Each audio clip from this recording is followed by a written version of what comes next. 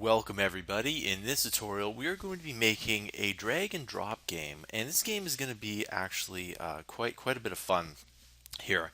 And what we're going to do is we're going to use Construct 2. So you can download that and start a new template here. Now when it comes to templates, you need to think about where it's going to go first of all, and you, and for the most part, how what kind of style of game do you have?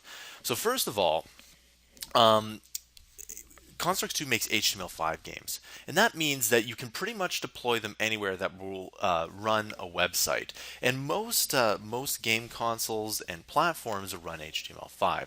The biggest problem with this, though, is that each device has a different screen resolution. So for example, you might have a screen resolution on an iPhone, and even there's three different sizes for iPhone, but there's the iPhone, you can do it for the iPad, an Android phone, an Xbox, a Wii U, etc.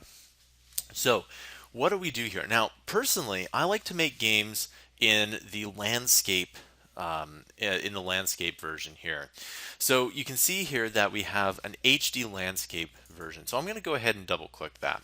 Now you can see here that it comes up with the screen here, and it's actually really big. Okay.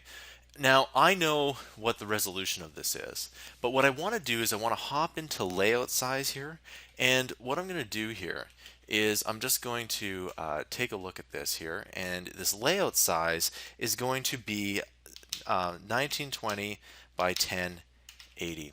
Okay, and what that will do is that will make sure that everything here works quite well. All right, so you can see here that this is now the screen here.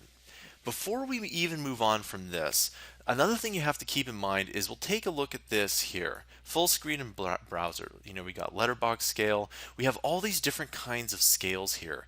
What this means is that it will scale the game appropriately, whether that's smaller or bigger. Now, generally, when you scale your game size, if you go smaller, it's better than if you go larger, because larger, the computer has to fill in the details, whereas smaller compression works a little bit better. Okay, so now that we have this game here, we're going to go and we're going to add in some of our game objects in the next tutorial. I'll see you then.